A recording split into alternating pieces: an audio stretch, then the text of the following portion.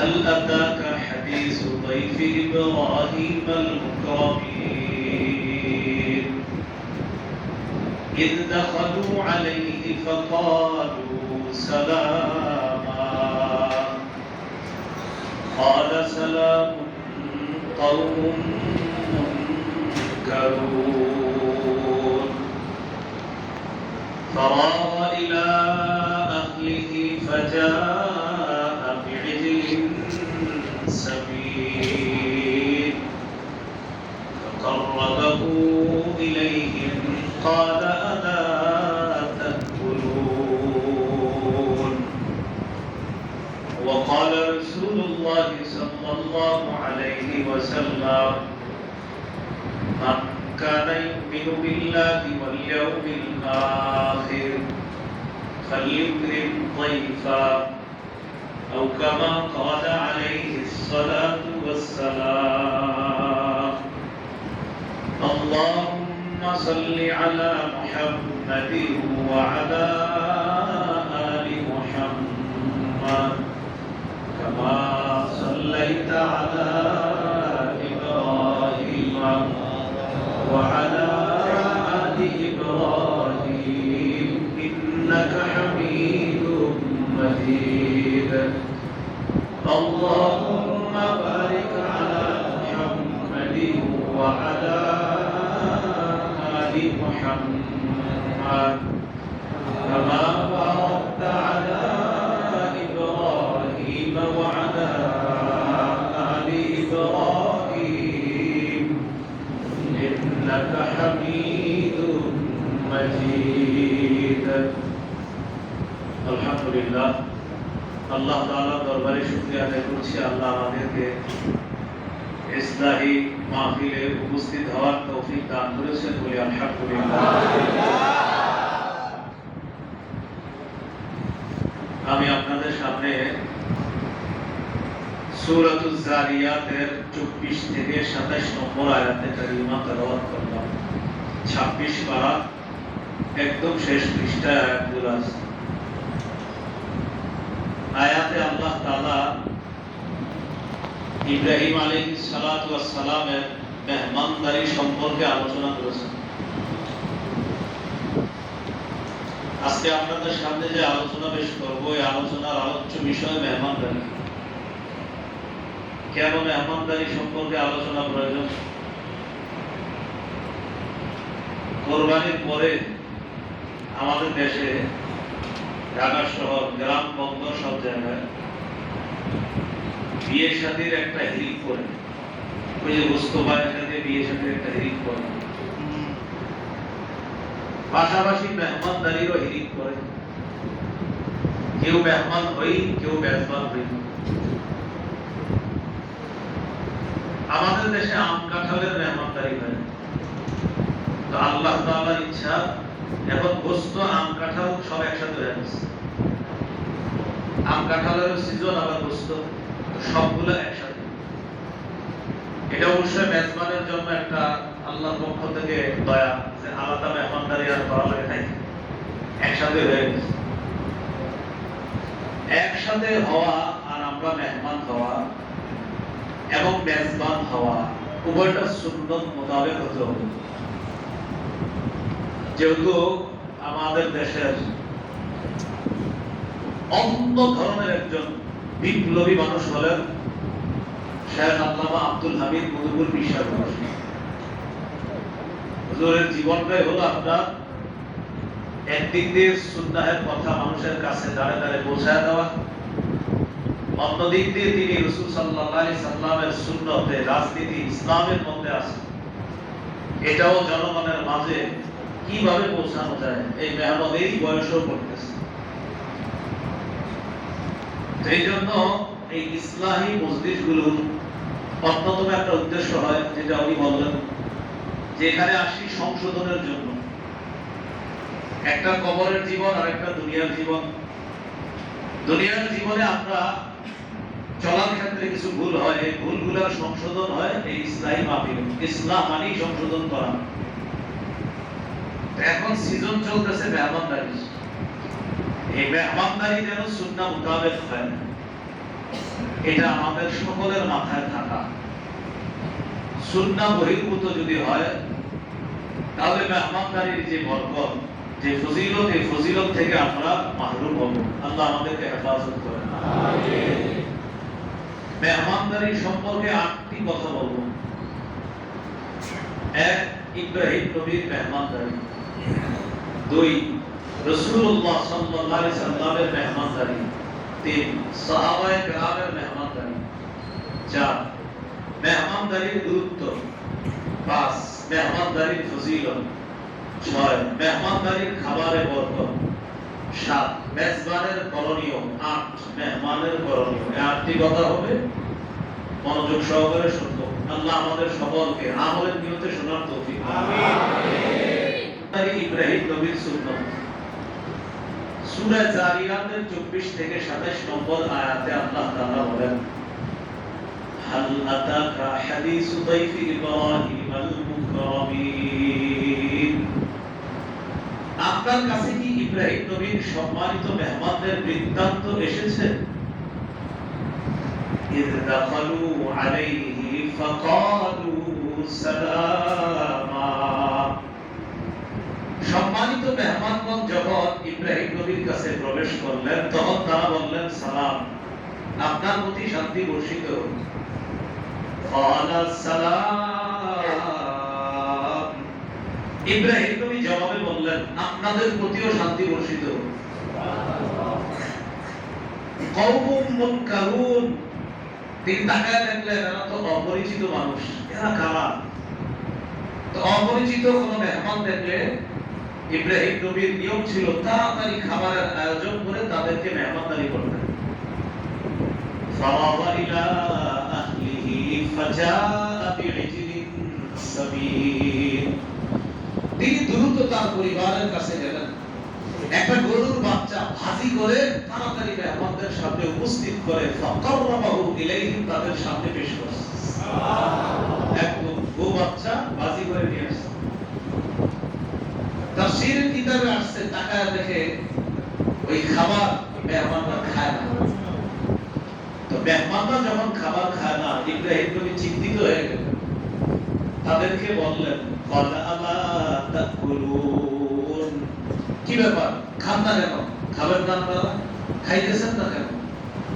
তো মেহমানরা কোনো জবাব দেয় না। ফাআউজাসা মিনহুম খীফা। মনে মনে ভয় পেয়ে গেছে, এরা কারা? মেহমানরা বুঝতে পারছে যে ইব্রাহিম নবী আমাদেরকে ভয় পেয়ে গেছে। এবার মেহমানরা ইব্রাহিম নবীকে সান্ত্বনা দিয়ে বললেন, ক্বালু লা তাখাফ। আপনি ভয় পাবেন না, চিন্তার কারণ নাই। আমরা আপনার কাছে এসেছি, আমরা দুনিয়ার মানুষের মতো মেহমান না, আমরা আল্লাহর পক্ষ থেকে প্রেরিত ফেরেশতা। সুবহানাল্লাহ। দুটি উদ্দেশ্যে তারা এসেছে।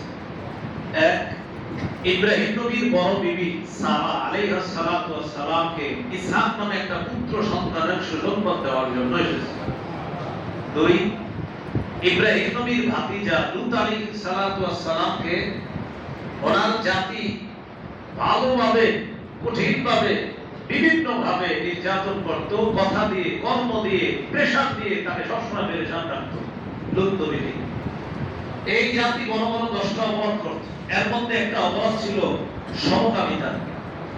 এই অপরাধের কারণে ফেরেশতারা আসছে ওই জাতিকে ধ্বংস করার জন্য।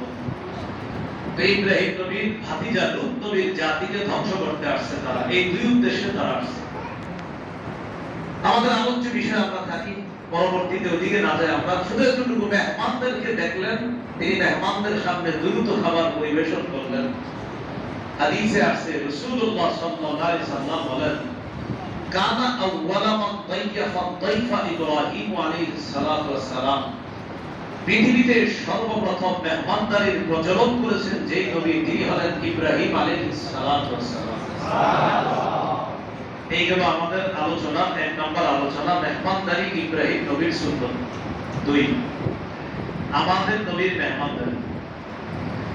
আমাদের নবীর নবুয়ত প্রকাশ ঘটার আগে থেকেই নবীজি মেহমানদারি করতেন। সুবহানাল্লাহ। আল্লাহ যখন নবুয়তের প্রকাশ ঘটাননি, এর আগে থেকেই নবীজির অনেক ভালো অভ্যাসের মধ্যে এই ভালো একটা অভ্যাস ছিল, নবীজি মেহমানদারি করতেন। সহিহ বুখারীর 3 নম্বর হাদিস একদম শুরু দিকে হেরা গুহায় গিয়ে তিনি নির্জনতা অবলম্বন করতে লাগলেন। হাদিসের ভাষ্য অনুযায়ী 1 মাস, তাফসীরের ভাষ্য অনুযায়ী 6 মাস। জিবরিল আমিন আসার পরে বললেন ইকরা পড়েন। নবীজি জবাব দিলেন মা আনা বিকারিন, আমি পড়তে পারি না।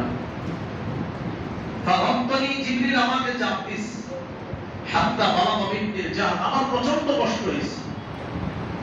চাপ দেওয়ার পরে এত কষ্ট হয়েছে মনে হচ্ছিল সব বের হয়ে যাবে ভিতরে। সুম্মা আরসালানি, এরপর আবার আমাকে ছেড়ে দিয়েছে। আমার ভিতরের যে কষ্টটা দূর হয়ে গেছে, হালকা অনুভব করতে লাগলাম। জিবরিল আমিন আমাকে বললেন ইকরা পড়েন। আমি বললাম মা আনা বিকারিন, আমি পড়তে পারি না। সুম্মা হাত্তানি সানিয়া, দ্বিতীয়বার আবার চাপ দিয়েছে, আমার প্রচন্ড কষ্ট হয়েছে। সুম্মা আরসালানি, আবার আমাকে ছেড়ে দিয়েছে। ছেড়ে দেওয়ার পর হালকা অনুভব করলাম, আবার আমাকে বললেন ইকরা পড়েন। আমি বললাম মা আনা বিকারিন, পড়তে পারি না। এভাবে কয়েকবার পর আমাকে বললেন ইকরা বিসমি রাব্বিকাল্লাযী খালাক, পড়েন রবের নামে যিনি সৃষ্টি করেছেন। এই কথা বলার সাথে সাথে আবার জবানে সূরা আলাকের 5টি আয়াত উচ্চারণ আল্লাহ সহজ করে। এই আয়াত নিয়ে নবীজি পরিবারের কাছে ফিরে আসলেন। হাদিসের ভাষ্য ফাজা বিহা ইয়ারুদু ফুআদু, আয়াত দিয়ে পরিবারের কাছে আসলেন, অন্তর কাঁপতেছে ভয়ে। আমি কি দেখলাম? জিবরিল আমিন দেখছে অনেক বড় পাখা, ডানা, এগুলা দেখছে। নবীজি ভয় পাইতেছে, অন্তর কাঁপতেছে। বাসায় গেছে, যাওয়ার পর পরিবারের সদস্যদেরকে বললেন জাম্বিলুনি জাম্বিলুনি, আমাকে কাপড় দিয়ে ঢাকো, চাদর দিয়ে ঢাকো, কম্বল দিয়ে ঢাকো, বস্ত্রাবৃত করো তাড়াতাড়ি আমাকে। ফাজাম্মালুহু, তারা তাকে কাপড় দিয়ে ঢাকলেন, কম্বল দিয়ে ঢাকলেন। ঢাকার পর সুম্মা ক্বালা লি খাদিজাতা আও আখবারাল খাবার, খাদিজা রাদিয়াল্লাহু তাআলা আনহাকে পুরো ঘটনা শোনাইলেন নবীজি। অফ করে দেন। শোনানোর পর বললেন খাদিজা লাকাদ খাশিতু আলা নাফসি, আমি নিজের উপর আশঙ্কা করতেছি, আমার ভয় হচ্ছে, আমার নিজের ব্যাপারে আমি আশঙ্কা করতেছি, আমার ভয় হইতেছে, আমার সাথে এগুলো কি হচ্ছে। খাদিজাতুল কুবরা রাদিয়াল্লাহু তাআলা আনহা জবাব দিলেন কাল্লা ওয়াল্লাহ মা ইউখজিকাল্লাহু আবাদা, কখনো না, আল্লাহর কসম, আল্লাহ আপনাকে কখনো লাঞ্ছিত করবেন না। সুবহানাল্লাহ। কেন করবে না? আপনার মাঝে কিছু গুণ আছে, এই গুণ থাকার কারণে আমি খাদিজা শপথ করে বলতেছি আল্লাহ আপনাকে লাঞ্ছিত করবেন না। এক নম্বর ইন্নাকা লাতাসিলুর রাহিম, আপনি রক্তের সম্পর্ক রক্ষা করেন। 2 নম্বর ওয়া তাহমিলুল কাল্লা, অসহায় দুস্থদের বোঝা বহন করেন। 3 নম্বর ওয়া তাকসিবুল মাহদুম, নিঃস্বদের সহযোগিতা করেন। 4 নম্বর ওয়া তাকরিম দাইফা, আপনি মেহমানদারি করেন। আপনি কি করেন? মেহমানদারি। 5 নম্বর ওয়া তুঈনু আলা নাওয়াইবিল হক, সত্যের পথে চলতে গিয়ে যারা বিপদগ্রস্ত হয় তাদেরকে আপনি সহযোগিতা করেন। এই গুণ আপনার মাঝে আছে।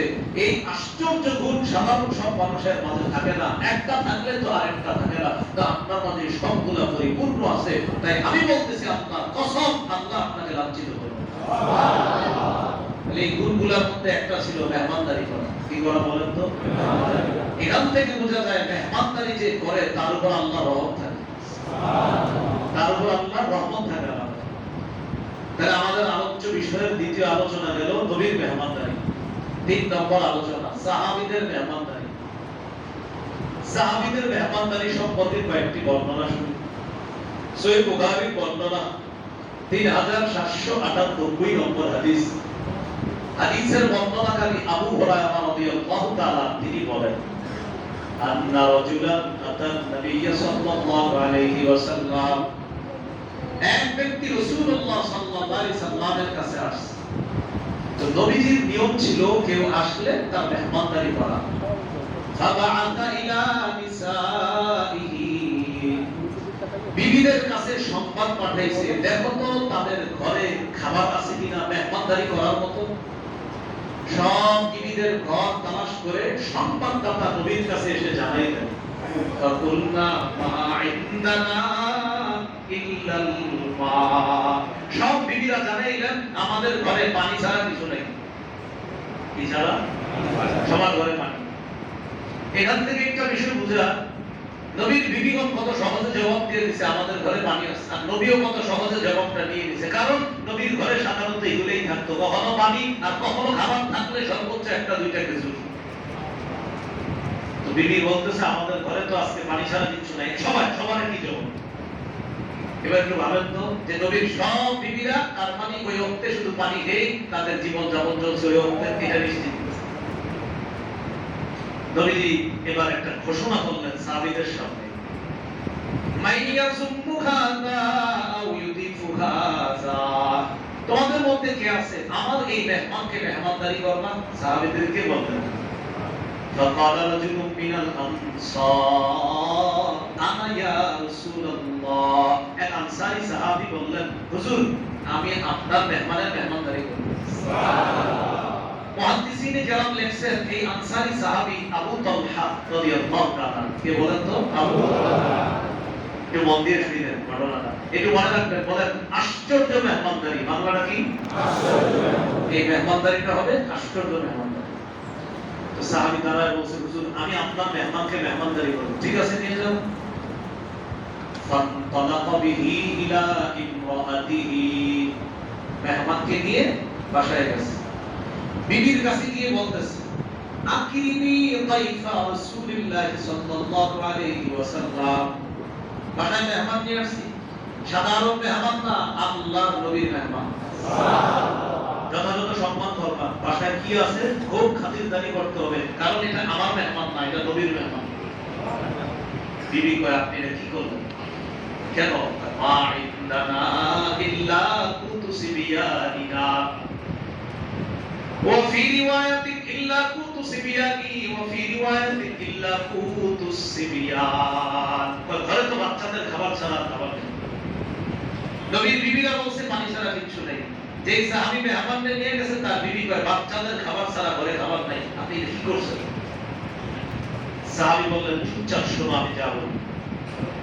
এক নাম্বার, হাইকিনি তাআমা, বাচ্চাদের খাবারটাই ভালোভাবে তৈরি করো, এটাই মেহমানদের দিন। দুই নাম্বার, ওয়া বিবি সিবিয়ানা, বাচ্চাদেরকে ছলে বলে ভুলায়া ভালায়া ঘুম পাড়ায় আজকে খাওয়ানো লাগবে, যেতে পারো ঘুম পাড়াও। তিন নাম্বার, ওয়াফি সিরাজা, বাতিটা নিভে দিও। এক, বাচ্চাদের খাবারটাই তৈরি করো। দুই, বাচ্চাদেরকে ঘুম পাড়াও। তিন, বাতি নিভে দাও। বিবি কয় বাতি নিভানোর কৌশল কি হবে?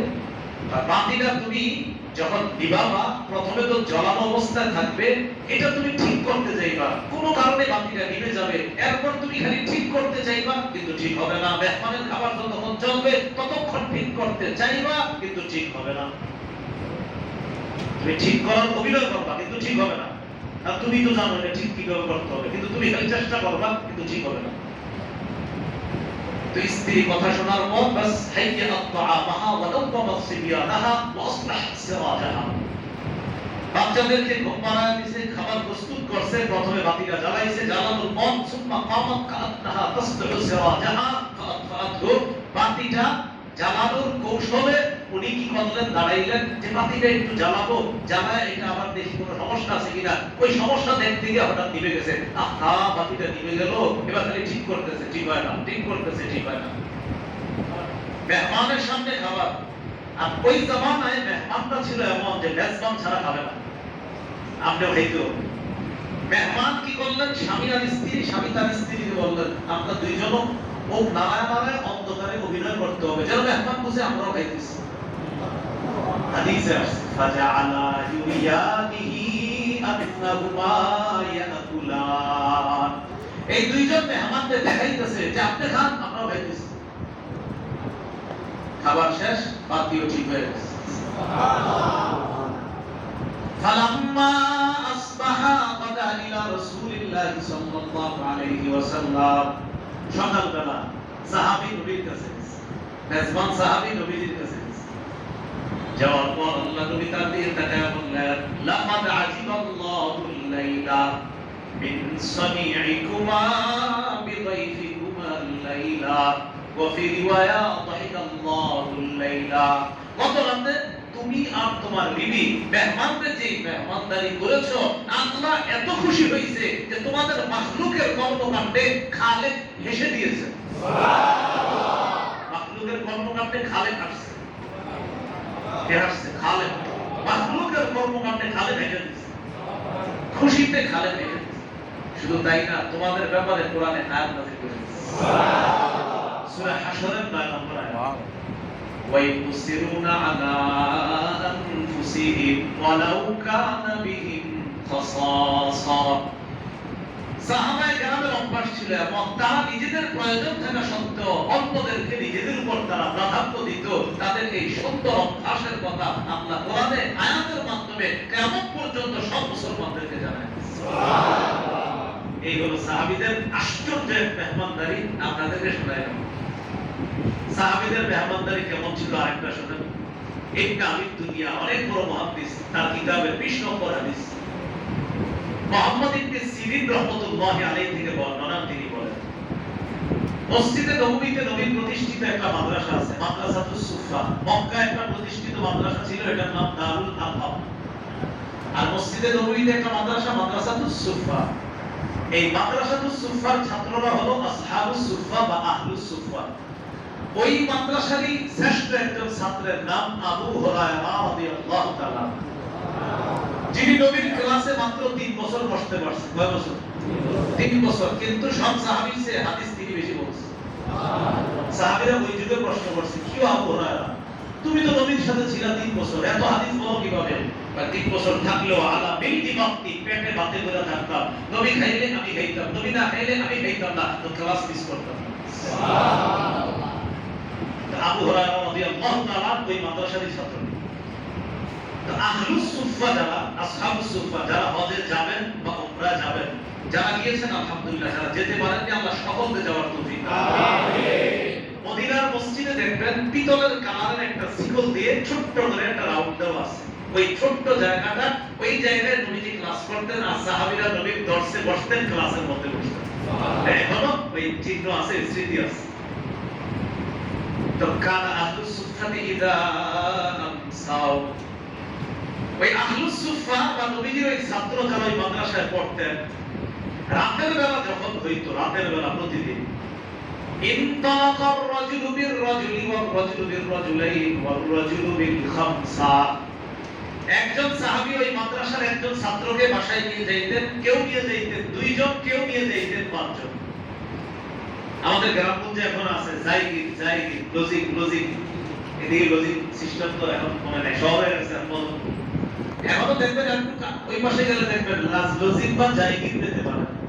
এই যে জায়গির বা লজিক, এটা হুজুরদের বানানো না, এটা ওই রাসূলের যুগ থেকে আসছে।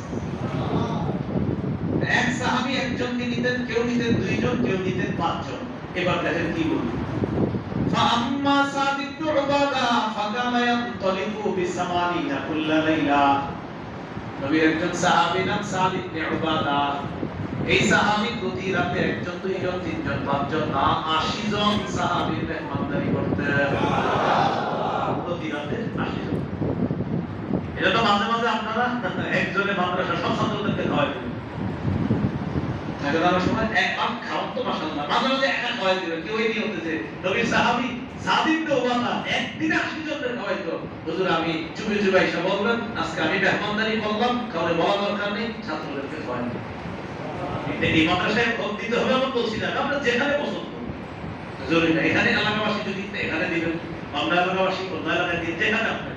মাঝে মাঝে সাহাবীরা এমন করতেন যে 80 জন সাহাবীর মেহমানদারি এক বেলা করতেন এক সাহাবী। তা আপনি মাঝে মাঝে এমন করবেন যে চুপি চুপি এসে মাদ্রাসার বড় হুজুরকে বলবেন, আমি আজকে 80-90 জন ছাত্রের মেহমানদারি করতে চাই, আপনি কাউকে বলা দরকার নেই, হুজুর দেন আপনি মেহমানদারি করুন। আল্লাহ আমাদেরকে কথাগুলো বুঝার তৌফিক দান করুন। আমিন। এই হলো সাহাবীদের মেহমানদারি। আরেকটা বর্ণনা শুনে ইবনে আবি দুনিয়া ওই তার কিতাবের 49 নম্বর হাদিসে আছে। আব্দুল্লাহ ইবনে ওমর রাদিয়াল্লাহু তাআলা আনহুমার বর্ণনা, আহাব্বুত তাআমি ইলাল্লাহ মা কাসুরাত আলাইহি আইদি। আল্লাহর কাছে ওই খাবার সবচেয়ে পছন্দের, যেই খাবারে হাত বেশি পড়ে, মানে যেই খাবারে মেহমান বেশি হয়, ওই খাবার আল্লাহর কাছে সবচেয়ে পছন্দের। এই গেল সাহাবীদের মেহমানদারি। আজকের আলোচনা, চতুর্থ আলোচনা, মেহমানদারির গুরুত্ব। এই ব্যাপারে কয়েকটা হাদিস শুনি আমরা। সহিহ বুখারীর 6475 নম্বর হাদিস। এই হাদিসে আছে قال رسول الله صلى الله عليه وسلم من كان يؤمن بالله واليوم الآخر فليكرم ضيفه। যে ব্যক্তি আল্লাহকে বিশ্বাস করে, আখিরাত বিশ্বাস করে, সে যেন মেহমানকে সম্মান করে। হাদিস দ্বারা বোঝা যায় মেহমানকে সম্মান করা এটা ঈমানের পরিচয়। মেহমানকে সম্মান করা এটা ঈমানের পরিচয়, এটা মাথায় রাখা। মেহমানদারির গুরুত্ব সম্পর্কে আরেকটি হাদিস শুনি। সহিহ বুখারীর 1975 নম্বর হাদিস। বাংলাদেশ স্বাধীন 1971, আর হাদিস হলো 1975। বাংলাদেশ স্বাধীন হলো 1971 না, আর যে হাদিসটা শোনাবো এটা 1975। এই হাদিসে আছে নবীর এক সাহাবী নাম আব্দুল্লাহ ইবনে আমর ইবনুল আস রাদিয়াল্লাহু আনহুমা, তার ব্যাপারে নবীর কাছে অভিযোগ গেছে, হুজুর আপনার এই সাহাবী সারা রাত নফল নামাজ পড়ে আর সারা দিন নফল রোজা রাখে, বিবির খোঁজ খবর নেয় না, সন্তানের খোঁজ খবর নেয় না, নবীজির কাছে নালিশ গেছে। নবী জানা ডাকলে ডাকিয়া ঘটনা, আমি শুনলাম আন্নাকা তাকুমুল লাইল ওয়া তাসুমুন নাহার, সারা রাত নাকি নামাজ পড়ো আর সারা দিন নফল রোজা রাখো। তো সাহাবী নবীর সামনে বলতেছে, জি হুজুর, আমি সারা রাত তাহাজ্জুদ করি, নফল নামাজ পড়ি আর সারা দিন নফল রোজা রাখি। নবীজি বললেন, আমি যা বলি মন দিয়ে শুনো। সুম ওয়া আফতির, মাঝে মাঝে নফল রোজা রাখবা, মাঝে মাঝে রাখবা না। ওয়া কুম ওয়া নাম, সারা রাত নফল নামাজ পড়বা না, কিছু অংশ ঘুমাইবা আর কিছু অংশে নফল নামাজ পড়বা। এর মানে তাহাজ্জুদ করবা। কি বললেন? মাঝে মাঝে নফল রোজা রাখবা, মাঝে মাঝে রাখবা না, কিছু অংশ ঘুমাইবা, কিছু অংশ ইবাদত করবা। এরপরে নবী বললেন, কেন করবা এটা? ফাইন্নালি জাসাদিকা আলাইকা হাক্কা, তোমার শরীরের উপর তোমার হক আছে। ওয়া ইন্নালি আইনিকা আলাইকা হাক্কা, তোমার চোখের উপর তোমার হক আছে। চোখের হক কি? ঘুমানো। তোমার শরীরের উপর তোমার হক আছে, শরীরের হক তারে আরাম দেওয়া। ওয়া ইন্নালি যাওজাতিকা আলাইকা হাক্কা, তোমার স্ত্রীর উপর তোমার হক আছে। তুমি সারা রাত নামাজ পড়লে স্ত্রীর হক আদায় করবে। তোমার মেহমানের উপর তোমার হক আছে। তুমি যদি এরকম নফল রোজা রাখো, মেহমান আইসা বলবে, তোর আপনি খাবেন না তো আমিও খাবো না, তুমি এত নফল রোজা যদি সারাদিন রাখো, মেহমানের উপর তোমার হক আছে। একান্তই যদি তোমার রোজা রাখতে হয়, প্রতি মাসে 3টা রোজা রাখবা, 13, 14, 15। হুজুর আমি আরো বেশি রাখবো, সাহাবী বললেন। তো নবী বললেন, তাহলে দাউদ নবীর রোজা রাখো, একদিন রোজা রাখবা, একদিন রাখবা না। এর মানে মাসের অর্ধেক রোজা হবে আর অর্ধেক রোজা হবে না। আজকে রাখবা, আবার কালকে রাখবা না, পরশু রাখবা, এর পরের দিন আবার রাখবা না। এই হাদিসে আমরা বুঝতে পারলাম নবীজি বলতেছে যে অন্তত মেহমানের হক আদায় করার জন্য হইল তুমি মাঝে মাঝে নফল রোজা রাখা